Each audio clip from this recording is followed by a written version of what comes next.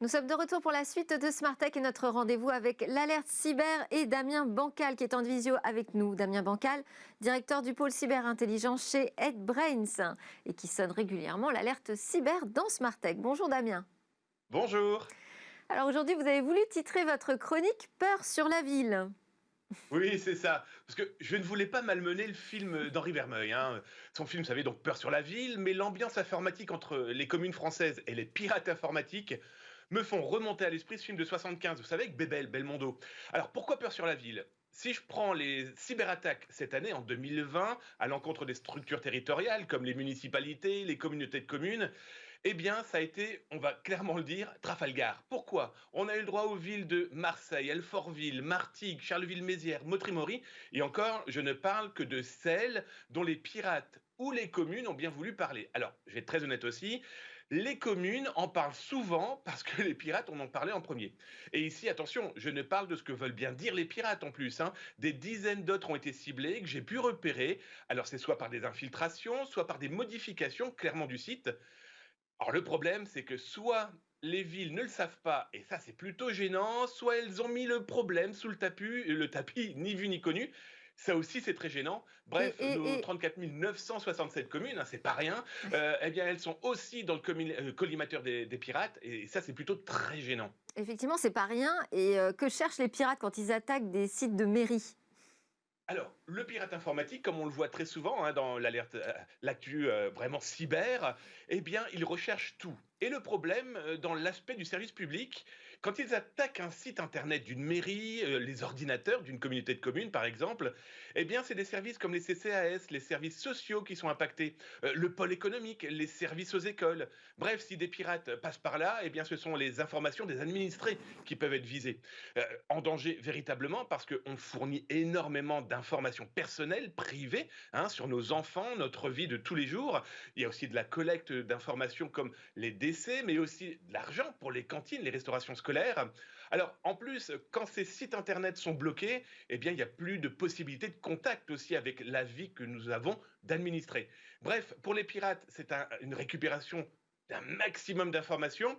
Un exemple, il n'y a pas plus tard qu'il y a 15 jours, un pirate informatique a diffusé pour 220 millions de données volées à plus de 24 000 sites web de par le monde, 433 boutiques françaises, blogs, forums français et aussi des petites communes ont été impactés. Bref, les pirates attaquent aujourd'hui pour collecter et revendre de la donnée et c'est pas prêt de se terminer. Et qui est en charge de la protection de ces sites locaux? Est-ce qu'ils doivent se débrouiller tout seuls?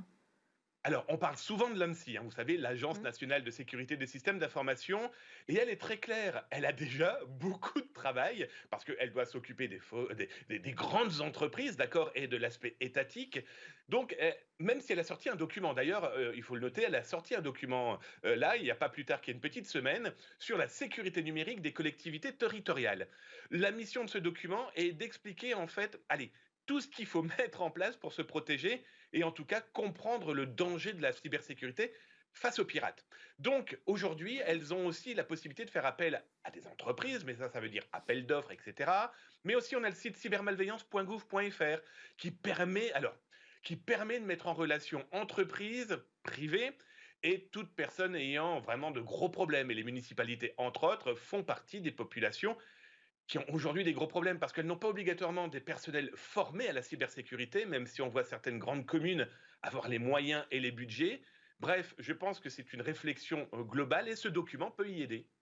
Alors, comment se fait-il que certaines mairies puissent ne pas s'apercevoir qu'elles ont été victimes d'une attaque et qu'elles puissent aussi ne rien dire? Parce que normalement, s'il y a eu interception de données, encore plus d'administrés, on doit le déclarer à la CNIL.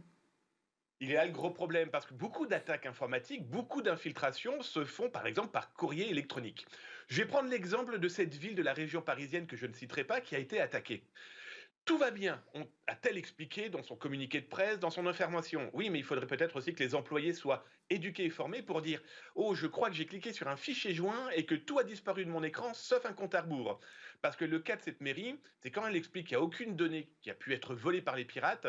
Le problème, c'est que moi, j'en ai retrouvé dans un black market, donc vous savez, ces espaces de pirates informatiques, dans lequel on retrouve l'intégralité des noms, des prénoms, des téléphones, des adresses personnelles d'enseignants. C'est quand même une sacrée fuite de données. Ouais. Est-ce qu'il vous semble qu'il y ait autant d'attaques sur des sites publics, locaux, que sur des entreprises privées? Est-ce que c'est du même ordre? Souvenez-vous de mon histoire de bateau de pêche et du grand filet. Tout le monde, tout le monde, tout le monde est une cible potentielle pour les pirates informatiques. Vous savez, hein, ces pirates ont aussi une fâcheuse tendance de lancer leur filet de malveillance et tant pis pour celui qui tombera dedans. Donc qu'on soit une mairie, grande ou petite, qu'on soit une petite PME, qu'on soit une grande entreprise ou un simple particulier, hein, quand je dis simple, c'est vous et moi, l'internaute, on est tous des potentielles victimes si on ne s'éduque pas, si on comprend que, oh, c'est quoi ce superbe fichier qu'on m'envoie, que cet inconnu me dit, regarde, regarde. Voilà, il y a aussi cette fameuse hygiène numérique que l'ANSSI explique eh bien, depuis des années. Ouais, donc c'est pas juste un problème de moyens, parce qu'on peut aussi comprendre que les mairies aient moins de budget qu'une grande entreprise pour se protéger. Et c'est d'ailleurs pour ça que les pirates sont pas très malins non plus. Attaquer une mairie, une municipalité, c'est quand même regarder un petit peu avant leur budget. Elles ont déjà du mal à finir les fins de mois, façon de parler, mais en tout cas, on sait que l'argent ne coule pas à flot. Donc s'attaquer à une mairie et espérer en récupérer une rançon, c'est peine perdue. Et donc ça veut dire, si c'est peine perdue, les données sont perdues, parce que les pirates sont bêtes et méchants, ils vont vouloir se venger et les diffuser, ces données.